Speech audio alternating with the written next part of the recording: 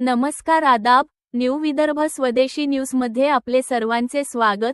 बुलढाणा जिल्हा प्रतिनिधी सय्यद इरफान यांची रिपोर्ट। धाड येथे धारदार शस्त्र घेऊन यात्रेत दहशत माजविणाऱ्या तरुणाला धाड पोलिसांनी जेरबंद मद्यधुंद अवस्थेत सार्वजनिक शांतताभंग शस्त्र अधिनियमासह विविध कलमांखाली गुन्हा दाखल।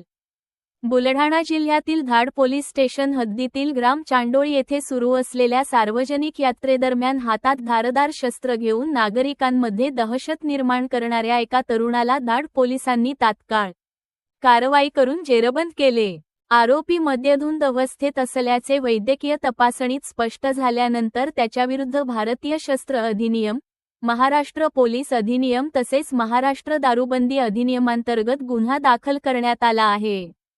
पोलिसांनी दिलेल्या माहितीनुसार शनिवार दिनांक जुलै 25 रोजी सकाळी सुमारे 11 वाजण्याच्या सुमारास ग्राम चांडोळी येथे सार्वजनिक यात्रा सुरू असताना दीपक उर्फ दत्तात्रय उमेश चिचोले, वय 22, राहणार धाड, तालुका जिल्हा बुलढाणा हा हातात धारदार शस्त्र, कुकरी, खंजीर घेऊन यात्रेच्या परिसरात फिरत होता।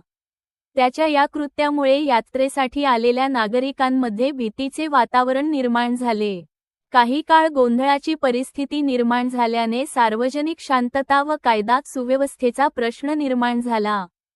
यावेळी यात्रेच्या बंदोबस्तासाठी तैनात असलेल्या धाड पोलीस स्टेशनच्या कर्मचाऱ्यांनी तत्परता दाखवत आरोपीला तात्काळ ताब्यात घेतले। त्यानंतर आरोपीची वैद्यकीय तपासणी करण्यात आली असता त्याने मद्यप्राशन केल्याचे निष्पन्न झाले। या प्रकरणी धाड पोलीस स्टेशनमध्ये गुन्हा क्रमांक 303/2026 नोंदविण्यात आला असून भारतीय शस्त्र अधिनियम 1959 चे कलम 4 व 25, महाराष्ट्र पोलीस अधिनियम 1951 चे कलम 135(1) तसेच महाराष्ट्र दारूबंदी अधिनियमाचे कलम 85 अन्वये गुन्हा दाखल करण्यात आला आहे। या प्रकरणाचा पुढील तपास police head constable Ravindra Hazare करीत आहेत।